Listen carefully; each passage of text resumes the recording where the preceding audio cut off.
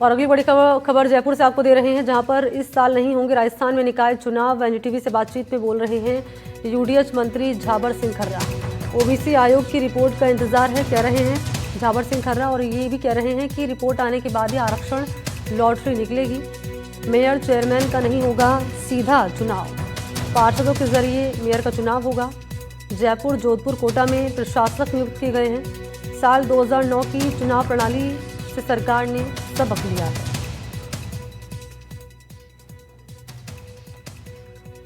तो राजस्थान में इस बार क्योंकि इस साल चुनाव नहीं होंगे, एनडीटीवी से बातचीत में ये कहा गया है झाबर सिंह खर्रा की ओर से।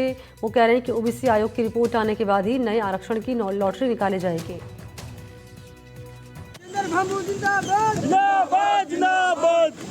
भारत माता की जय, भारत माता की जय।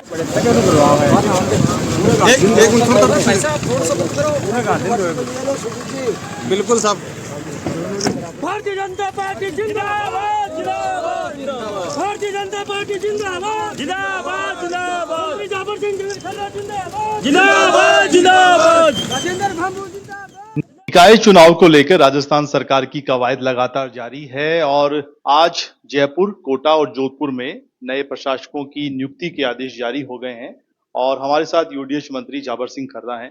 खर्रा साहब, प्रशासक लगा दिए गए हैं जो प्रभावी 9 तारीख से होंगे, लेकिन अगर हम निकाय चुनावों की स्टेटस की बात करें, कब तक उम्मीद है और क्या इस साल निकाय चुनाव होने जा रहे हैं? देखिए, स्वायत्त शासन विभाग और राज्य सरकार के स्तर पे जितना काम होना चाहिए था वो सब काम हम पूर्ण कर चुके हैं।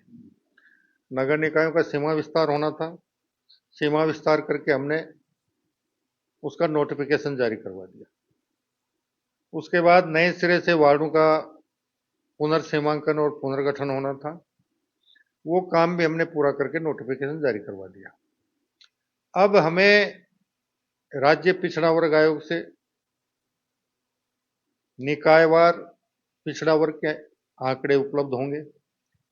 जिस दिन वो हमें आंकड़े उपलब्ध करवा देंगे, हम 4-5 दिन में उस आरक्षण की लॉटरी की प्रक्रिया पूरी करके और राज्य निर्वाचन आयोग को एक राज्य एक चुनाव के तहत किसी भी उचित तिथि को चुनाव कराने का अनुरोध कर देंगे।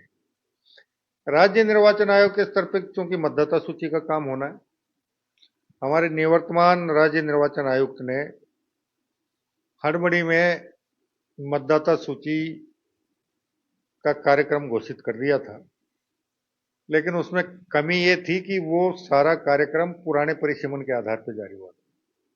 अभी नए राज्य निर्वाचन आयुक्त जो आए, उन्होंने अभी पिछले सप्ताह निर्वाचक रजिस्ट्रीकरण अधिकारी नियुक्त करने के लिए पत्रावली भिजवाई थी और हमने जहां उपखंड अधिकारी उपलब्ध हैं वहां उपखंड अधिकारी को, और जहां उपखंड अधिकारी उपलब्ध नहीं वहां तहसीलदार को निर्वाचक रजिस्ट्रीकरण अधिकारी नियुक्त करने की पत्रावली पर सहमति दी है और उम्मीद करते हैं कि 1-1.5 महीने में मतदाता सूची का काम पूर्ण हो जाएगा।